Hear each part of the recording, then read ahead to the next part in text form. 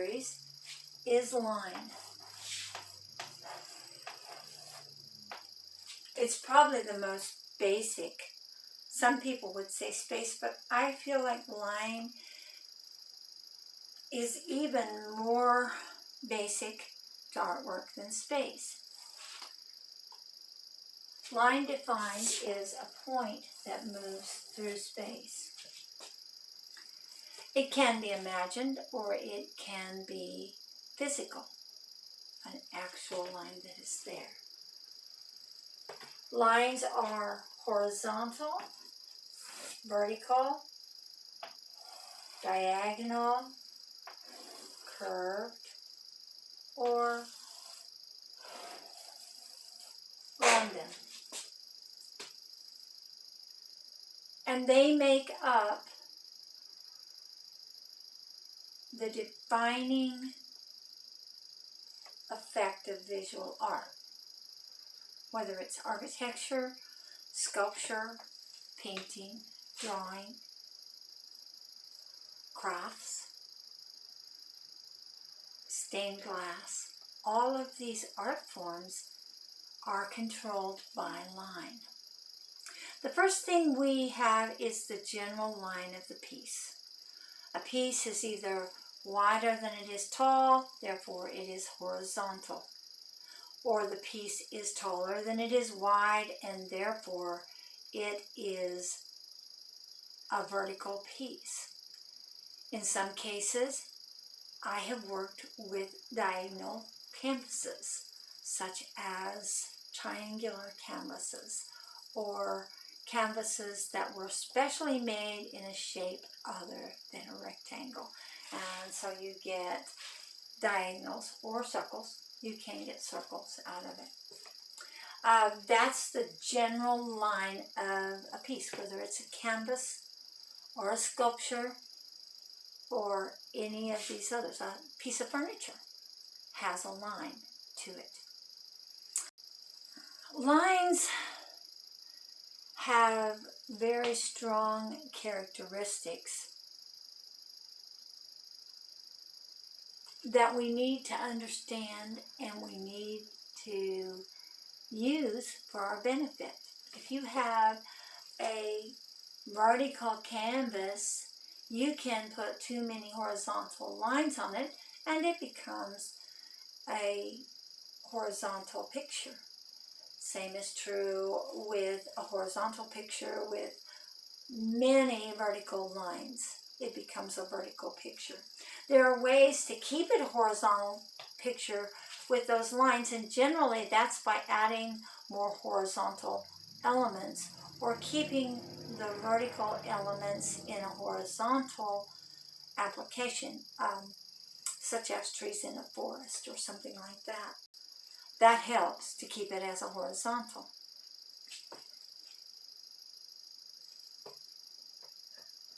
Horizontal artwork is generally more relaxed.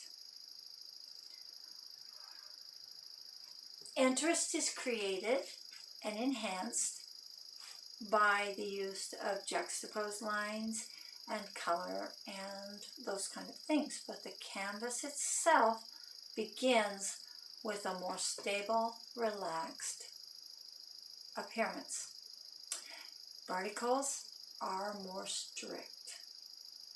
Diagonals are more active. Circular canvases are very active, even though the shape used in an artwork may tend to be more stable. The canvases are more active. They look like they can roll right off the wall sometimes. It depends on what you put on them. Yeah, it's good to have other strong lines to ground your work. If you've got something like a diagonal or a circular canvas. Sculptures tend to be either taller than they are wide or wider than they are tall, and the same thing is true. Our eye moves up, it moves across, and that creates a feeling that we'll discuss a lot more later on in this series. Applications of line are endless. They can define shapes.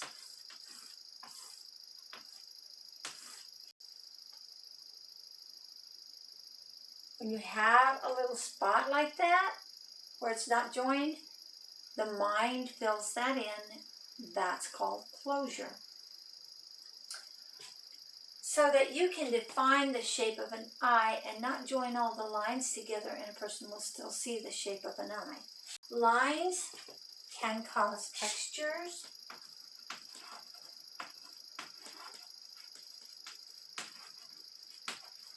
Lines can help us to define the edge of an item within the artwork. They can create contours. If you have something like this, the line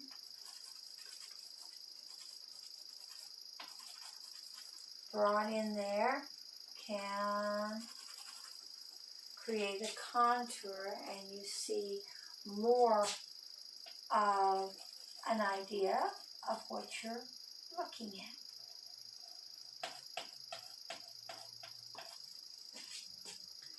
We saw that in the white tiger, as well as the value that line can create when lines are pushed closer together. They can make something lighter or darker. When they're spread apart, they can do the opposite. Lines also are used frequently in perspective, and we'll cover that in a whole unit by itself. That's just a brief introduction to what line is within artwork. In the next video, I will be painting this painting. I created this painting to discuss line. And also, we're going to be able to see that line is neither correct or incorrect. It's there. It's an element. We'll talk a little bit about its use now. In this picture, we have a vertical format. That means the canvas is taller than it is wide. And also in the picture, we have a strong vertical contrast element. But even though you have that strong vertical contrast element, which in a lot of cases would make it dominant and therefore solidify the vertical effect, however, it is very, very short on detail and interest. And so, even though it's in foreground, it fades into what we call the subordinate. The horizon in this case becomes the heaviest juxtaposition in the piece, and therefore it catches our attention very quickly. Right in the middle of that horizon line is a spot of contrast. It is the only warmth in the picture, except for a few reflections of warmth, which hark back to it on the bird and on the stump in the front.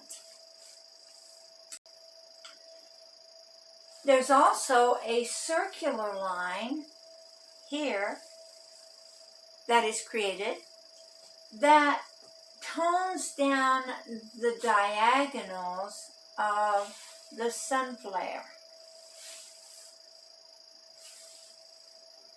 Because of all that, the diagonal of the bird becomes the true contrasting element within the picture. It has some of the warmth of this area right here pulled onto it.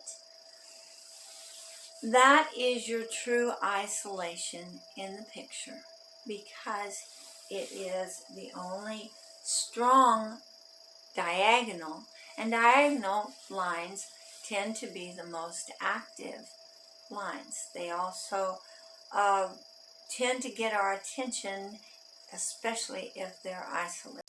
In summary, this piece has a vertical format with a strong vertical element contrasted in the foreground.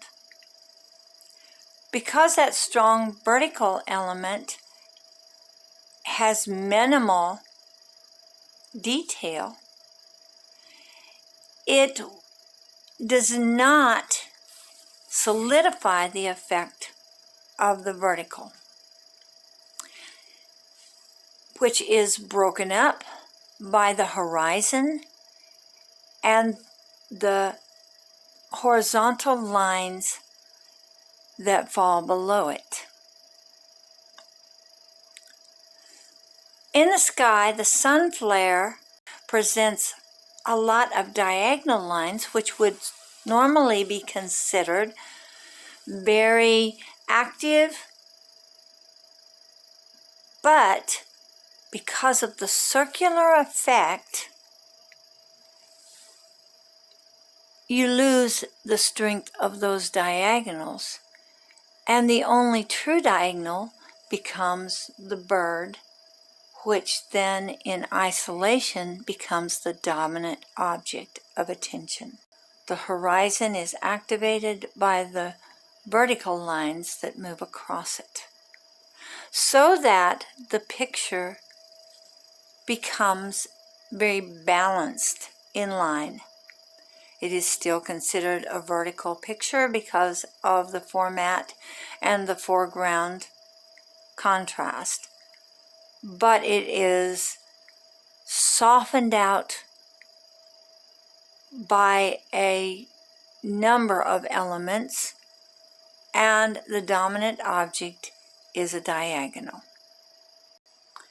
This is a horizontal watercolor with very strong horizontal elements throughout the subordinate material.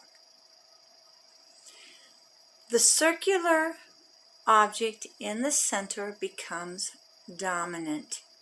Circular shapes can be very stable, but most of the time, unless they are static, that means they're completely closed and they have no back and forward elements going on in them, circular shapes tend to become static and therefore stable, even though the round shape lends itself to activity.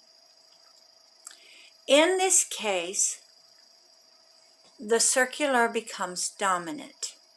It's made up of two circles, the bottom larger and the top smaller, which are joined then by diagonal lines, creating a lot to look at right in the center. The eye goes very seldom off to the sides because of the relaxed nature of horizontal lines. Mostly this is a circular picture in a horizontal format. This sculpture is a vertical piece. The strict nature of vertical is broken up by the curvature at the hip, at the bottom, and at the head. The slight diagonal lines are not strong enough to pull you away from the vertical, but they do add interest to the piece and allow for more eye movement. Overall, the piece is kept in one glaze so that the line, which is very vertical, is enhanced, and becomes almost part of the subject itself. I hope that you gained something for your time in my studio, and I hope you'll join me for the painting which follows.